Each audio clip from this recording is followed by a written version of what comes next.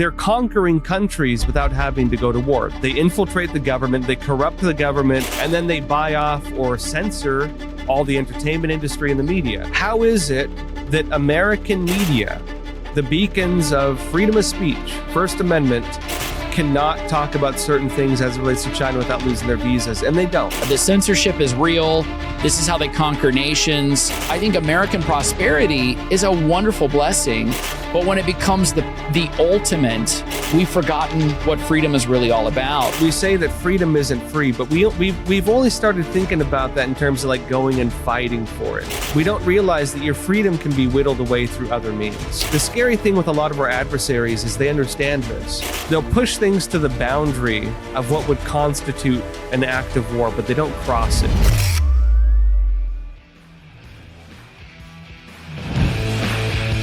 Welcome to the Give Me Liberty podcast of the Standing for Freedom Center at Liberty University, where we defend life, liberty, and truth to ensure the foundations of freedom exist for the next generation. I'm so excited to be joined by a very good friend, Joshua Philipp. Brother, welcome. Great to see you. Epoch Times. Love what you guys are doing. Yeah, we're right across from each other. Yeah. What a cool thing. Yeah. It is. There's a lot going on in the United States and then globally. We have a new president, obviously. New presidential. What a change, right? Yes. Common sense is coming back. National security is coming back. A lot of the red warning lights were all being signaled under Biden. When you think about all the people crossing over the border illegally, when you think about how weak we were, China was more emboldened to do some things. You gave a talk recently about foreign owned land in the United States, and I wanted to kind of go into that topic because I think this is, most people when they hear this would be outraged to think that we have an enemy nation, an enemy government. I want to be careful because I love the Chinese people, but an enemy government, the Communist Party, which is a take no prisoner kind of party, being able to buy, purchase indeed land in the United States that they can own. And that is a national security threat. I think everybody by now has heard about China buying up land, right? Right. I mean, it's been all over the headlines for years now. Yeah. But when you ask why it is, you're not really given a clear answer, right? So you read some articles and they're like, it's a national security threat because they're buying land right next to China, right next to U.S. military bases. And one of the few purchases they actually stopped was of a Chinese state-run company trying to buy land right next to a U.S. military base. That was one of the few they actually stopped. But there's tons of them.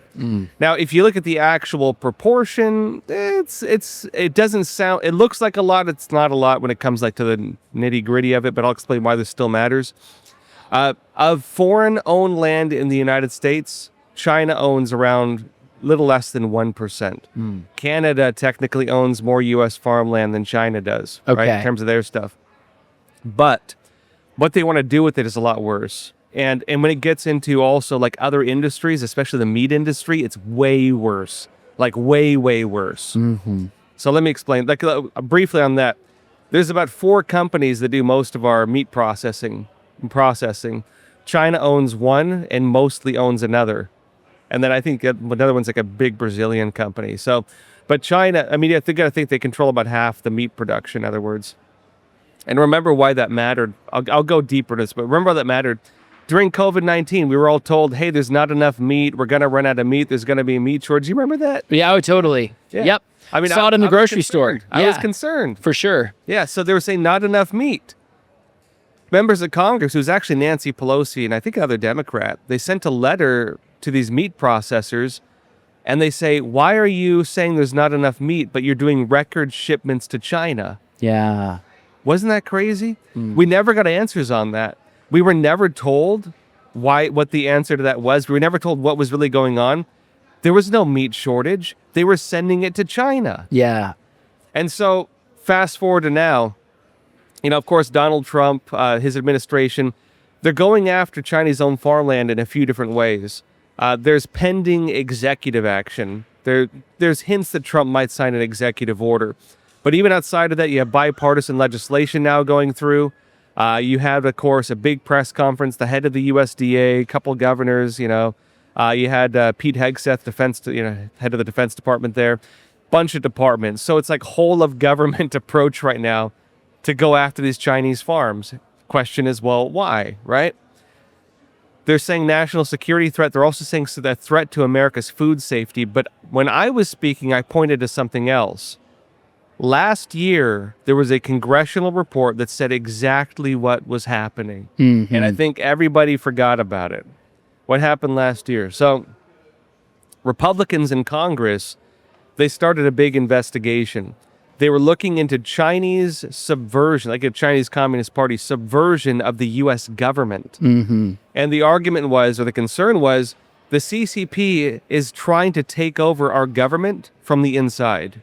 They're bribing officials. They're making backroom deals. They're using business deals to make sure that we don't put any of our normal red tape in place. And they're effectively just wrecking shop. They are subverting and taking control of our government from within the agencies. They called 24 heads of agencies. So 24 agencies, 24 heads to come and testify before Congress. And they issued a report. And again, I feel like it's short. It was right before the election. So short memory for a lot of people because there was so much else going on. But the report was shocking. I'll talk first about the USDA because this is about the farmland. That report explained exactly what's going on with the farms. And this is what they said. They said the problem China is facing, the Chinese Communist Party, is they've destroyed their farmland. So in China, you have massive water pollution, like crazy water pollution. The stuff's toxic, right? They have huge soil pollution. They use so many chemicals, and I mean, we think it's bad here with like, right, the stuff you put in your yard to kill weeds or whatever. Sure, Roundup or something. Yeah, Roundup or something. Right. But it's way worse there.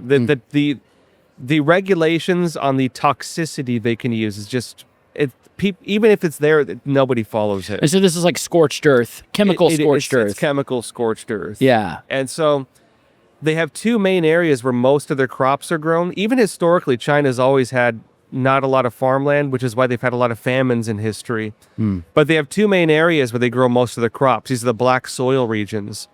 It's almost gone. Wow. And so they're facing like a serious food crisis. Wow. Several years back, they relinquished the programs for grain self-sufficiency. So they buy their grain from elsewhere. And that resulted in them doing, Belt and Road Initiative. They go into countries, Africa, Latin America. Right.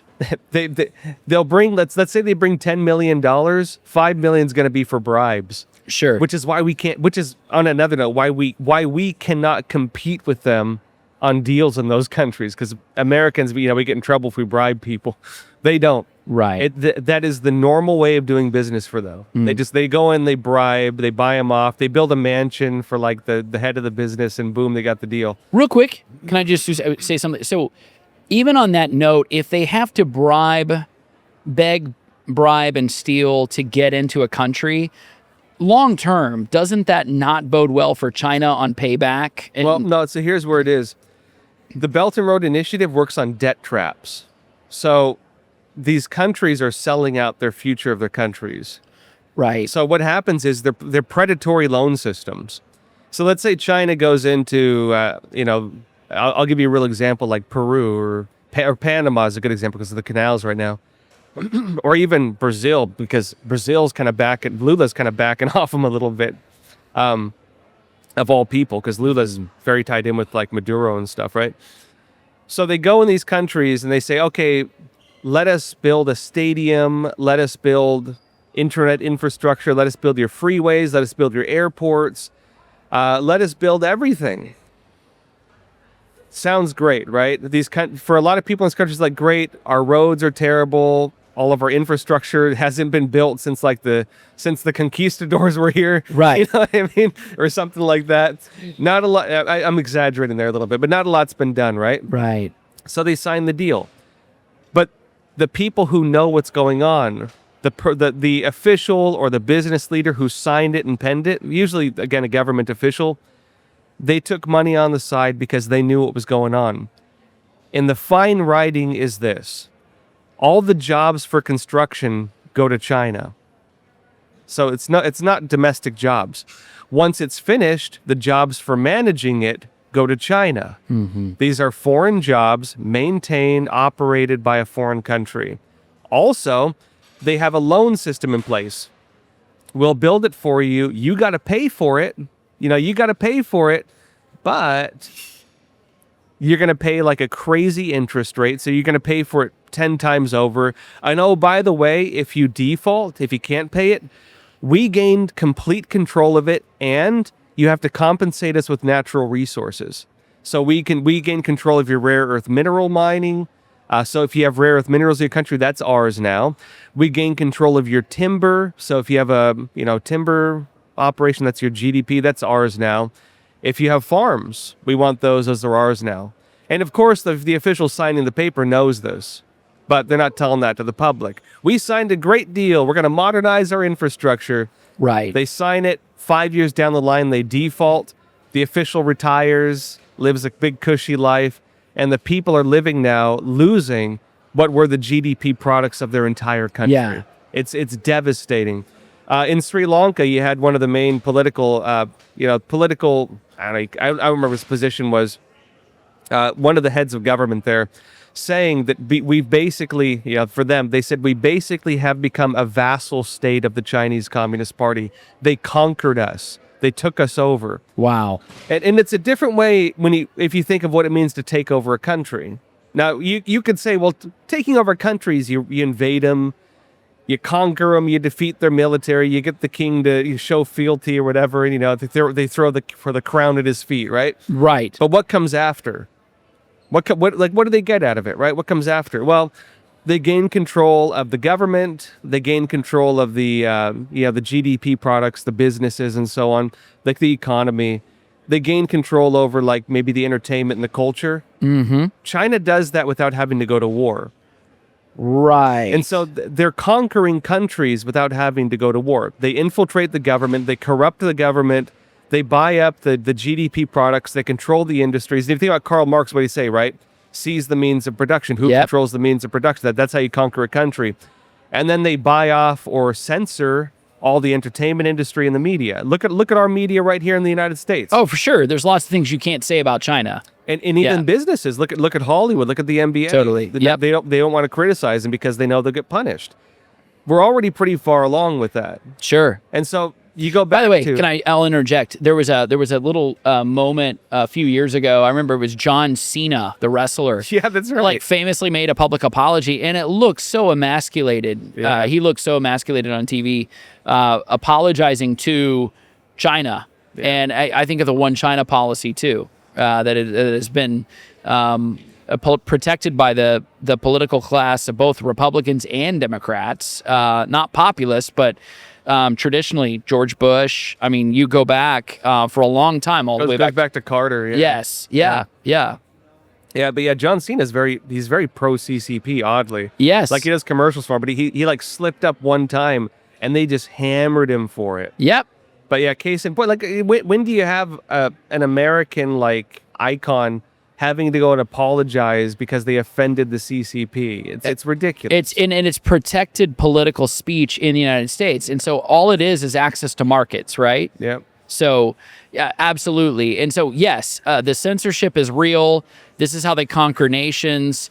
Part of it is you take so some people, devil's advocate is, well, just say no. A smaller nation's not going to be able to do that. A nation that's tiny will not be able to do that. The CCP tells that to them. They say, we're a big country, you're a small country. They actually say that. Right.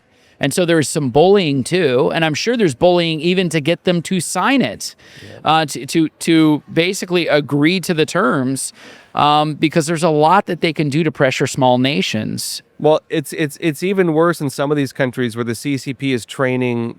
Like, for example, in Latin America, they train a lot of the narco-terror groups. A lot of them are Maoist. In those countries where they run a lot of the drug trade, they have very deep ties with the cartels. In a lot of countries in Asia, the Chinese mafia, the triads, are powerful. They're like Mexico cartel powerful. Wow. And so if you don't want to sign the paper, they'll just kill you. Right. I actually, because I've done reporting in quite other countries, I've talked to government officials, and I've heard crazy stories like this. Like, I don't want to name the country because people probably figure it out, but because I don't want to like throw the guy under the bus, you know Sure. what I mean? But I can say the country, but I can't say the official. Yeah. It was in South Korea. Wow. You'd think one of our good trading partners, with two of our largest military bases there. There was one government official who stood by human rights issues in China, which of course the CCP is a massive abuser of human rights. He got called to China. They invited him, in his hotel room. He said he went in, lights turned off, and some thugs beat him up. Wow. He got beaten. Another one, they were playing golf on a golf course, also South Korea, and a helicopter starts buzzing the green, like chasing him, like harassing him. Yeah. It's fear tactics, but they're basically sending a message. Look, we own you, and you might think you have a free country, but you don't. Wow. You don't have a free country. And by the way, that is exactly right. So if you live, South Korea is a Western nation. It's democratic. They just had a very controversial election cycle, obviously. But that's just it. They invade their national sovereignty and they say, hey, look, we can get to you at any time and we can kill you. Well, and I mean, veering off topic a bit, that's also the scary thing of when you start allowing this stuff to happen. And this was one of the concerns that was even raised in that government report last year. We're talking about the USDA and farmland, but it was 24 government agencies. And the argument was they've become lax and they've let themselves get influenced and infiltrated by the Chinese Communist Party. Right. And what does that look like? Right? What does that look like? It means you'll start turning a blind eye to things, or you'll start making compromises. Things that you would normally not allow, you start allowing. And I mean, look at where we've come. How is it that American media, the beacons of freedom of speech, First Amendment, cannot talk about certain things as it relates to China without losing their visas? And they don't. How is it that you have business leaders who don't dare criticize the CCP because they don't want to lose their financial well-being there? Right. How is it that they can force Hollywood films to censor and even include content on behalf of the CCP? They don't get into the Chinese market if they don't co-produce for the most part. Because they limit them, right? So it's very hard to get in. You're incentivized to co-produce your films with a Chinese company. You have to have one scene shot in China. You have to have one Chinese actor. You cannot show the CCP in a negative light. You cannot show the U.S. military in a positive light. Right. And you wonder where patriotism has gone in our films? Well, it's because they're bowing down to the CCP. That's right. Now, in every way, that should be a violation of our First Amendment. In every way, all of this should be a violation of everything we stand for. And we just let it happen. Yes. And why is that? It's because of money. Right. But you have to understand that's the same logic in all these other countries. That's the same logic for the Chinese mafia. It's money. That's the same logic for the cartels. It's money. That's the same logic for the business guy in Africa taking a mansion so that the CCP can take over his country. It's money. And so how far are we away from that if we're already letting it take place?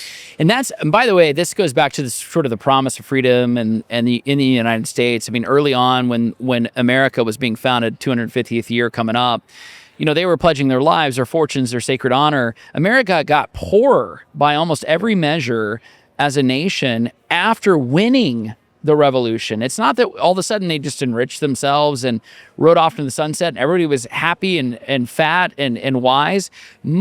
Everyone, George Washington, Thomas Jefferson, all of them suffered tremendous financial burden and loss as a result of, because we were largest trading partner was Britain at the time. Yeah. And so the point is that I think American prosperity is a wonderful blessing, but when it becomes the ultimate, we've forgotten what freedom is really all about. Freedom is not about wealth primarily. It's about freedom.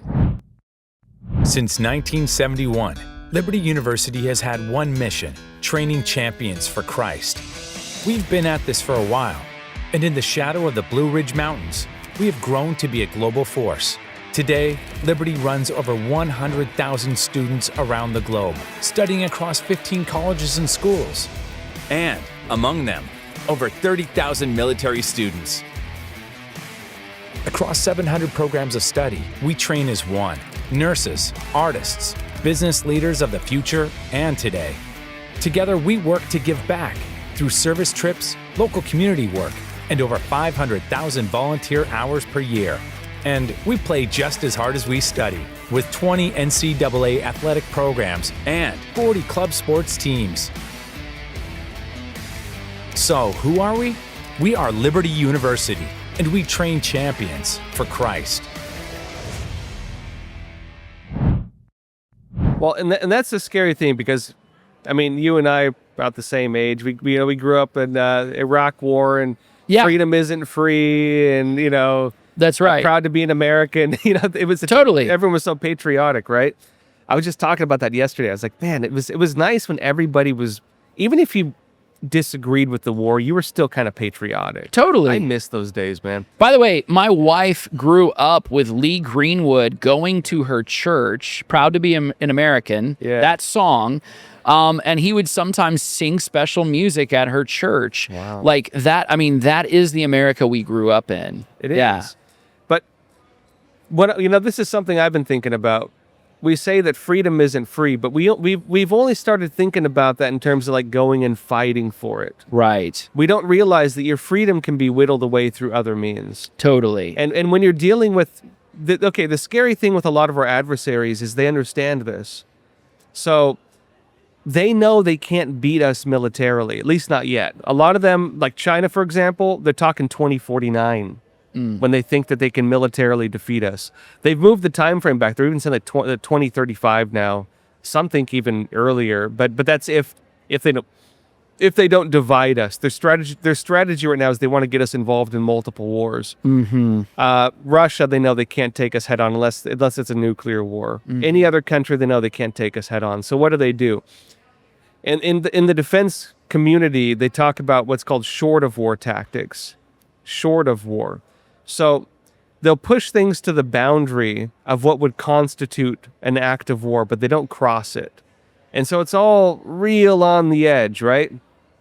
The Chinese Communist Party, they talk about unrestricted warfare. Right. Which is psychological warfare, which is messing with narratives, media warfare, controlling news outlets or social media, drug warfare, they actually include that.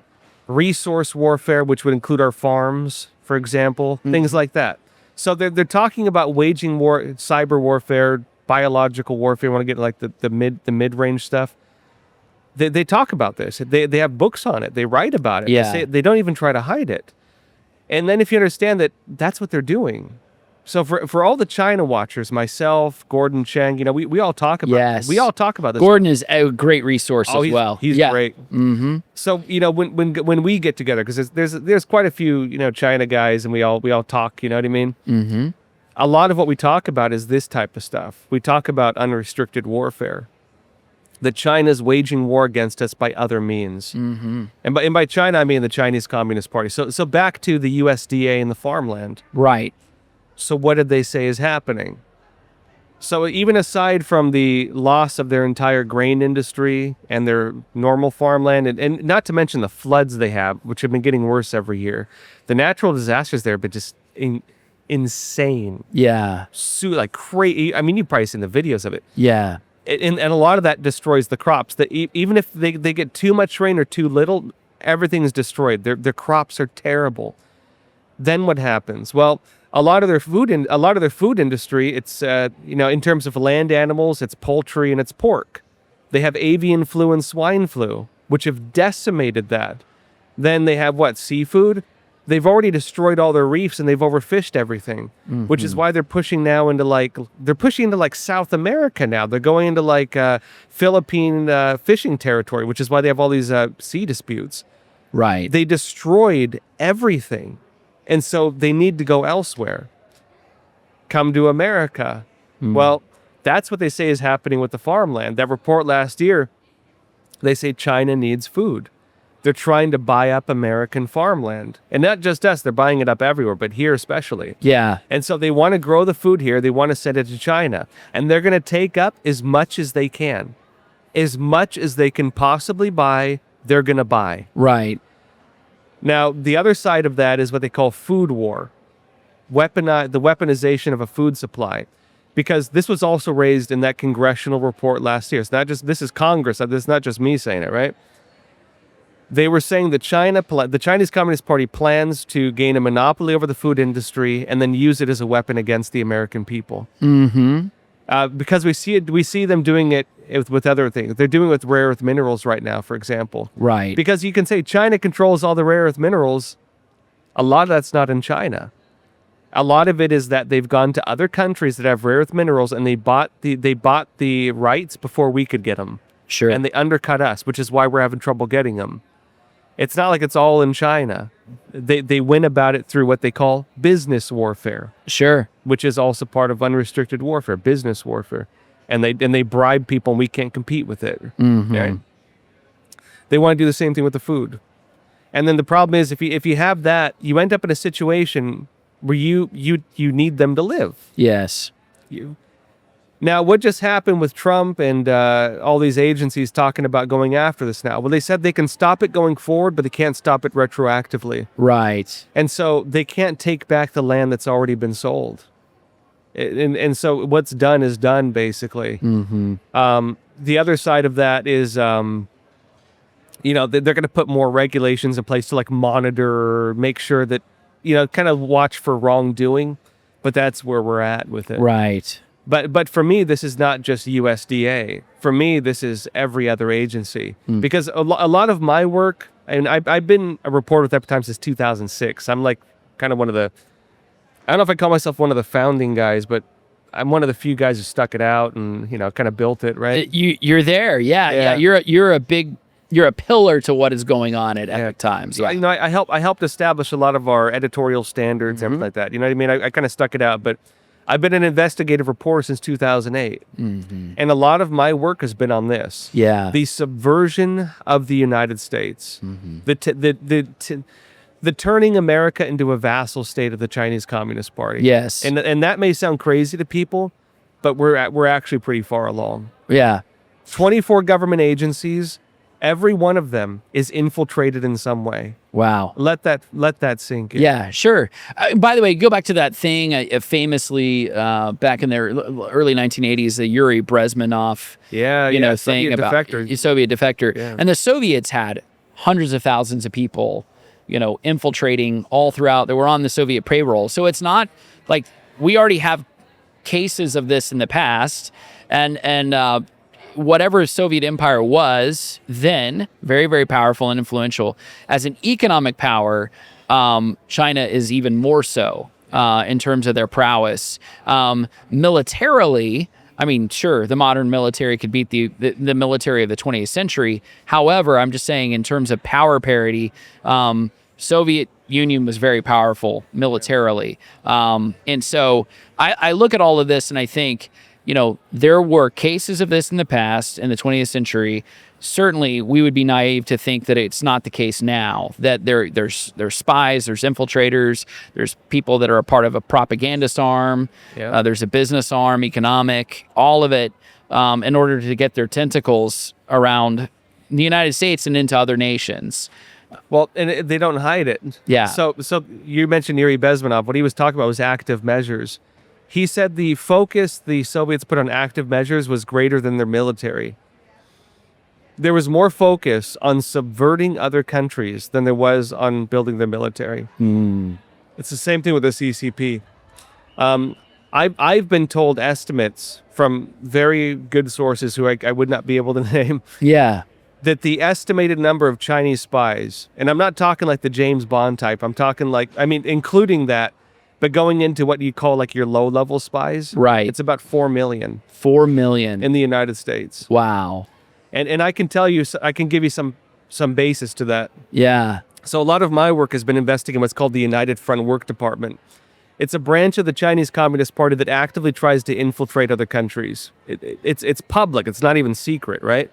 In fact, our own government, the report last year mentioned the United Front, for example. That's one part of it. The other part is the secret Chinese police stations run through the MPS, the Ministry of Public Security. Those operate in the United States. There's the MSS, Ministry of State Security. They were doing Operation Fox Hunt. They were sending agents to America to threaten to kill the families of people who've defected and trying to get them to go back or kill themselves. And that's been openly happening since the Obama administration. In fact, they still arrest people on it. But it was allowed to happen for a long time. They weren't even being arrested for doing it. Mm-hmm. You go down to the United Front. This has been a lot of my work because I accidentally uncovered this back in 2008 when I was a very new journalist. They threatened to kill me for like 5 years. Wow. Like openly. What they do is they go through the Chinese consulates. The Chinese consulates do what they call liaison work. And what they do is they go through what are called tongs. These are Chinese fraternal organizations that basically run the Chinatowns. Okay. Yep. Some of these have tens of thousands of members. I've seen some that claim to have over 100,000 members. Wow. And when they take them, every one of those people becomes a spy to some degree. They become an agent to some degree. And then what they do is just they call it like grain of sand type tactics. Everyone's a grain of sand on the beach of espionage, right? They go to our government officials and they invite them back to China. They go to our business leaders, they invite them back to China. They feed them these narratives. They try to just put little seeds in their heads, you know what I mean? Oh, this is not how China really is. This is not what's really going on. Why does America criticize China when America has its problems? Right. And they feed these things into their heads. Right. They go to journalists. They go to government officials. They go to not even like your heads of agencies. They go to all the employees of the agency. Every single one of them. Wow. With no exception. They go to your Hollywood executives. They go to your actors. They bought up a lot of the talent houses, in fact. They've actually bought up a lot of them. They go to journalists, influencers. They just announced a program. Any YouTuber with over 300,000 views, they're trying to invite them to China for propaganda tours right now. Cow. Yeah. They've been doing this hardcore. You might have even been seeing some of the TikTok videos. China is living in the future and so on. They're paying them to do it. Right. They're paying them for that. And it doesn't take much to get people on board. It's not a lot. The ransom is not that high. Let's put it this way. Yeah. Tim Pool came out and publicly declared that a Chinese agent he said this on his show. He said a CCP agent tried paying him to run CCP propaganda against, against Falun Gong or Falun Dafa, which is persecuted in China, but I think also against Epoch Times. Wow. Because they've been doing hit pieces against us. Yeah. Tim Pool turned it down. Yes. And then he publicly announced that they tried paying him to do it. And it was ridiculous. I think they tried paying him like $200 or something stupid. Oh, like that's, that, yeah. Yeah. But it was, I don't remember the exact, it was not a lot of money. But, right. But you got to think if you have they're just doing scorched earth. They're going to everybody. Sure. Basically. Yes. By the way, I'm just reminded of something too. This is more recently. So Nike is a woke brand. Yeah. In many ways, Nike can be very subversive. I'm not disparaging people who wear Nike or whatnot. I'm not saying that, but it's very clear that they want access to China. And more recently, it was Riley Gaines that turned down a $3 million contract. Good for her. Good. Yeah. Yes. And she was basically saying, look, I'm not going to use my name, image, and likeness in order to rescue a woke brand. I mean, so I'm not for sale. Yeah. But there's a lot of people that would take that kind of money and less in order to betray their country. And that's the thing. So the subversive tactic is like this. If they can get Americans to think that they don't live in a nation, or that America is not great, or look, your nation is fraught with problems and da-da-da-da. And so they destroy that while raising up a mythology about China. China's not that bad, Yeah. America's evil, China's not that bad. And so then all of a sudden they come in and they're like, hey, I'm going to put some money in your pocket. What does that need to be to change your life? It may not need to be $1 million. Yeah. It may be just a few $1,000s. And some people will take that. So you're looking for a university that's perfect for you, a school that has anything you could possibly need. Anything? You want a place that has the programs you want to study, and maybe a few more, just in case you change your mind. I think I'm going to sign up for the fashion design program. All right. A place with state-of-the-art facilities. I mean, look at this campus. And who doesn't love big-time sports? And great recreational activities. Okay, now we're on a roll. Somewhere you can hike, slide, strike, shoot, climb, eat, and most importantly, eat. You want a place that takes you to space? Okay, maybe not, but we can teach you how to fly, or pastor a church, or run a business. And all that with a great view? Yeah, I think I know a place. They don't come in right away, and maybe they will with some people if they think they can get you. It'll be step by step, right? It'll be step by step. You read Dante's Inferno. Yeah, sure. When he meets, was it Lancelot and Guinevere, I think it was. Sure. And he asked, how did it start? They said it started with a kiss, Yeah. right? Yep. It's the same thing. Like, they work on this really just evil way of doing things. They get a little hook in you, right? They give you a taste, right? It's like the drug dealer gave you a free sample, buddy. Right. Free sample. Come back if you want more. Sure. I don't worry about it. It's on me. Yeah. Come back. Before you know it, you're addicted. Before you know it, you can't get out of it. Yeah. There's a saying in China. They say when riding a tiger, it's hard to dismount. Shouldn't have got on it in the first place. Right.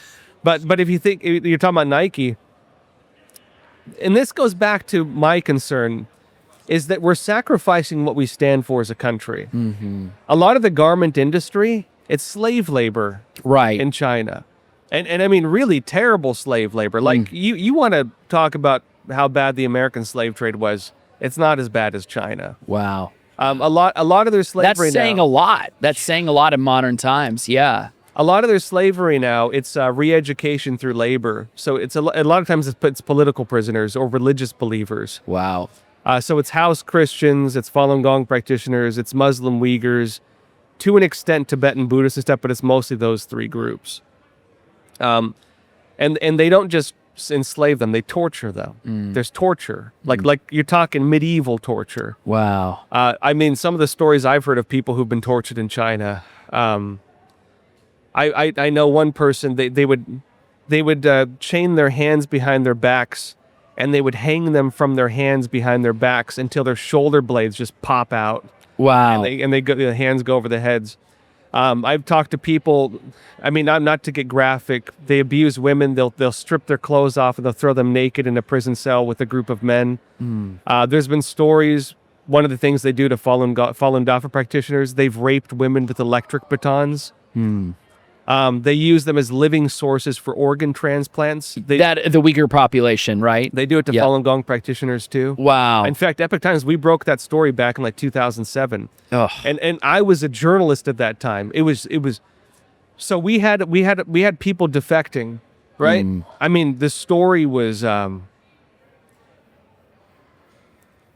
It's was- emotional. It's evil. it was one of the worst things I've ever heard. Wow. So Wow. you had a doctor, his job was to take the corneas out of people's eyes.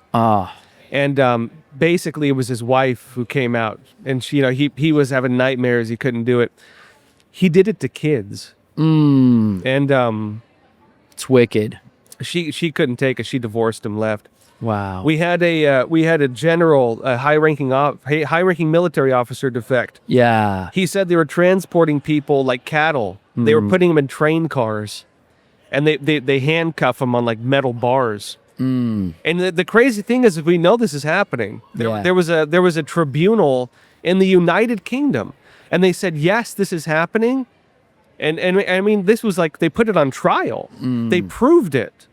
In fact, he just had the first guy who actually survived this came out and testified. He's a Falun Gong practitioner. They took part, I think it was like his kidney or liver or something like that, because I don't know how it works. They like take out part of it when they're getting ready to do it or something like that. And he managed to escape just by grace of God, honestly. Wow. And got out. But they just announced they're going to increase the number of these organ harvesting facilities, at least in Xinjiang province, by threefold. Wow. So they're not changing it. And I mean, even from the standpoint of the United States, even if you want to get past, like, what do we stand for as a nation in terms of human rights? Why are we doing business with this? Why are we letting this happen? Why don't we criticize it, right? At least criticize it. At least, like, open your mouth and say something about it. That's right. Even aside from that we even feed it through foreign investment in business, unfortunately. And we're just silent on the wayside. Even aside from that, this has national security implications because the organ harvesting is run by the Chinese military. It's a for-profit business, and it's an insane amount of money for the Chinese military. This is one of the ways they're funding their military. Wow. Okay, so Josh, practical, it's horrible. Everything you described, I mean, it's beyond, I think, a lot of people's comprehension to think that something that evil is happening, and but it is. Yeah. What is practically speaking, what do Americans need to do? The thinking of the CCP, and unfortunately, if you look at the reviews of every single thing that has happened, the thinking of the CCP is that the weakness of capitalism is material interest. They believe they can buy us off. They believe we will sacrifice our values if money's on the table. And that's what that's how they're doing this. So they think and I think that if you come at the worldview of materialism, naturalism, if you don't have faith in God and ultimately faith in something outside of yourself, right? It will always be the material that will capture people. And so for Christians, and I think this is a very practical thing, is that one of the great seductions of the material world is basically like, if you have enough money, you can live the life you've always imagined, right? Or you can live the American dream. And what is the American dream? The American dream is really the promise of freedom. It's not the promise of material wealth or material security. It's really the promise of freedom. And I think that's where we have to arm ourselves, is by faith in God. As a country, we've got to inoculate this younger generation, and they are hungry for it. I think they are hungry for answers that are beyond just, it's very hard to be patriotic, and to love a nation, willing to go sacrifice yourself for that nation in a war, when you have been raised, from cradle to adulthood, in a sort of a Darwinian naturalist worldview. Absolutely. And so China knows that. China knows that people like that are weak, and that they're for sale, that they can be bought off. And so I think that's a critical takeaway. It's a question of what we value as a nation, and from a religious standpoint, right?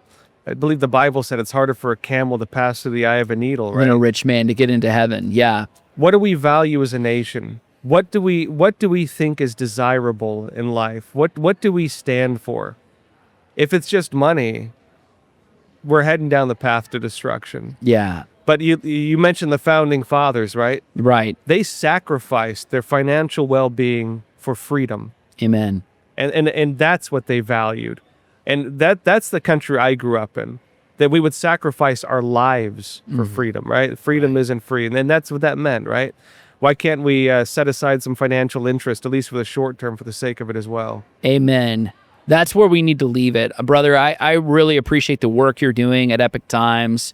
You've been a good friend, a friend of the Freedom Center. And I certainly appreciate you sharing even your heart with us on that. I mean, that's a gut-wrenching reality of what's happening in China, that they're doing this to people, and they're not even hiding it. It's a well-known fact. Yeah. So, brother, thank you for joining the Give Me Liberty podcast. Appreciate it. Thank you. Hey, did you find this helpful? I hope you did. Please like and subscribe, share with a friend, and also go to standingforfreedom.com, where you can find more content, articles, podcasts, and our Theology of Politics series, all at standingforfreedom.com.